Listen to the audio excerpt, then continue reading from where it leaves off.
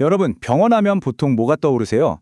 아마 치료나 회복 같은 단어들을 생각하실 텐데요. 근데 사실 병원은요, 매 순간 보이지 않는 전쟁이 벌어지는 최전선이기도 합니다. 바로 병원균과의 전쟁이죠. 오늘은 우리를 지키기 위해 벌어지는 이 치열하고도 과학적인 싸움, 병원 환경 관리의 세계를 한번 제대로 파헤쳐 보겠습니다. 자, 이 방을 한번 보세요.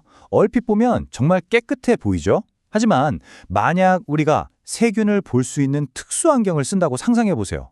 그럼 이 방은 완전히 딴 세상처럼 보일 거예요.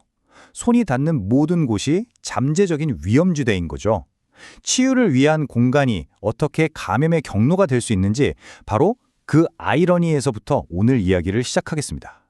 네, 그래서 병원은 말 그대로 보이지 않는 전쟁터라고 불립니다.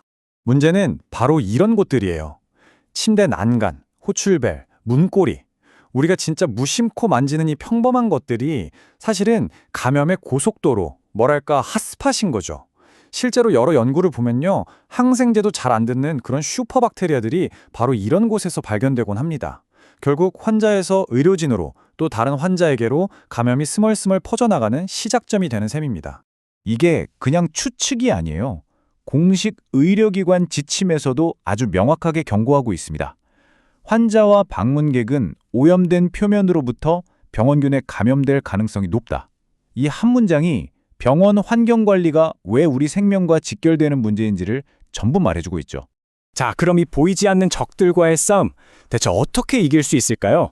그 첫 번째 전략은요, 우리가 가진 두 가지 핵심 무기의 차이를 정확하게 아는 것에서부터 시작됩니다. 그건 바로 청소와 소독입니다. 이 둘 완전히 다른 개념이에요. 청소는요, 먼지나 오염물 같은 걸 닦아내서 세균이 살기 힘든 환경을 만드는 거예요. 일종의 진지정리 같은 거죠. 물리적으로 제거하는 겁니다.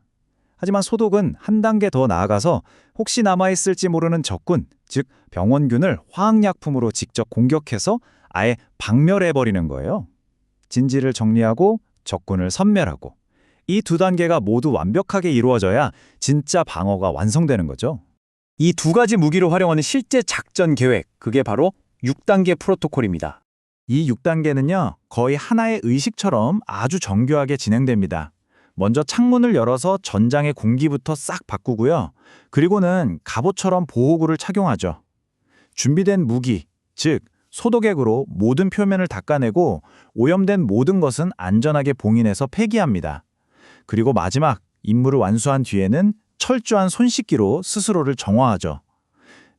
매번 똑같이 반복되는 이 과정이야말로 감염을 막는 가장 강력한 방어선인 겁니다.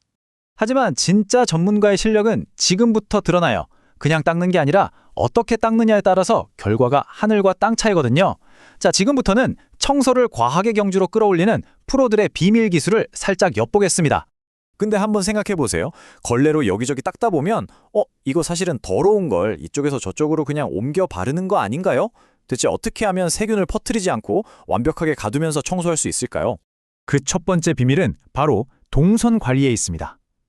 프로들은요, 절대 동선을 낭비하거나 겹치게 하지 않아요. 이 그림처럼 항상 방 가장 안쪽에서 시작해서 문 쪽으로, 즉 퇴각로를 향해 움직입니다. 그래야 방금 닦아서 깨끗해진 바닥을 다시 밟아서 오염시키는 일이 원천적으로 차단되죠. 아주 간단한 원칙인데 효과는 정말 강력합니다. 닦는 선놀림 하나하나에도 과학이 숨어 있어요. 중력을 거스르지 않게 위에서 아래로, 오염을 확산시키지 않게 깨끗한 곳에서 더러운 곳으로, 그리고 넓은 면을 닦을 땐 그냥 막 문지르는 게 아니라 S자를 그립니다. 이렇게 하면 먼지랑 세균을 걸레 한쪽으로 싹 몰아가면서 가둘 수 있거든요. 어때요? 정말 스마트하지 않나요? 사용하는 약도 다릅니다.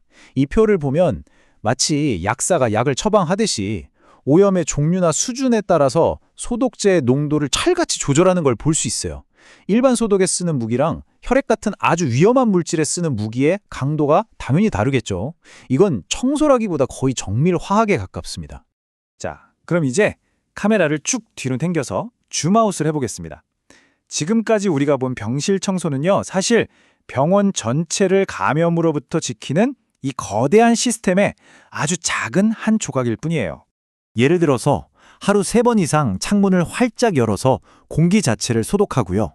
청소 도구는 구역마다 색깔을 다르게 해서 절대 섞이지 않도록 합니다.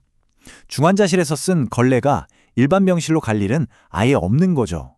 심지어 세탁물 처리 과정까지 이 모든 게 톱니바퀴처럼 딱딱 맞물려 돌아가는 하나의 거대한 방어 시스템인 겁니다. 그래서 이분들이 하는 일은 단순한 청소가 아닌 거예요. 눈에 보이지 않는 위협으로부터 우리 모두의 건강을 지키는 공중보건 최전선의 수호자이자 고도로 숙련된 기술자들의 과학적인 방어 활동인 셈입니다. 이 모든 걸 보고 나니까 이런 생각이 들더라고요. 생명을 다루는 병원이 이 정도의 과학과 노력을 쏟아붓는다면 우리가 매일 생활하는 우리 집이나 사무실은 어떨까요? 오늘 본 원칙들 중에 단 하나라도 우리 공간에 적용해 본다면 조금 더 안전해질 수 있지 않을까요? 우리 각자의 보이지 않는 전쟁터에 대해 한 번쯤 생각해 보게 됩니다.